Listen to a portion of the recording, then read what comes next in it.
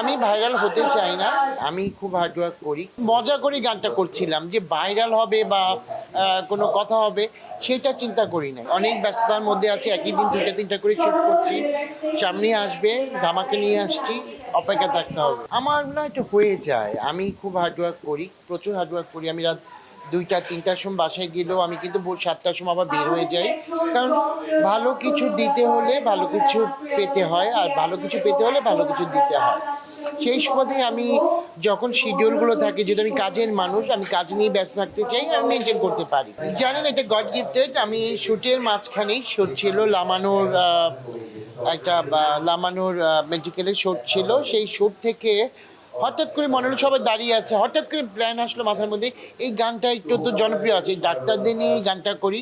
আমি না, বিশ্বাস করবেন আপনারা, খুব মজা করে গানটা করছিলাম যে ভাইরাল হবে বা কোনো কথা হবে সেটা চিন্তা করি নাই। আমি এমনি মানে নর্মাল যেরকম আমি শুটিং গেলে, যে আপনারা দেখে থাকেন যে আমি সবসময় খুব মানে মজা করে কাজ করি।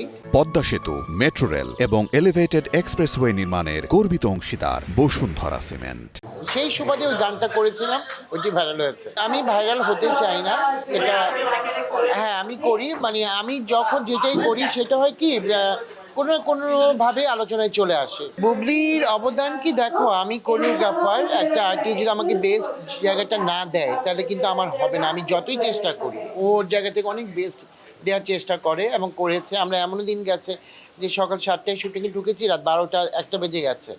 যে হয় না যে আমার এই সিনটা ভালো লাগছে না, বা ওই সিনটা আমরা আবার চেক করে নিই যে এই সিনটা ভালো হয়েছে কিনা বা কেমন হয়েছে। আমি চিন্তা করেই কাজ করি, যে আগে যেমন মানে একটা আর্টিস্ট যদি কথা না শোনে তাহলে সেই শ্যুটটা ভালো হয় না, আমি বলে থাকি।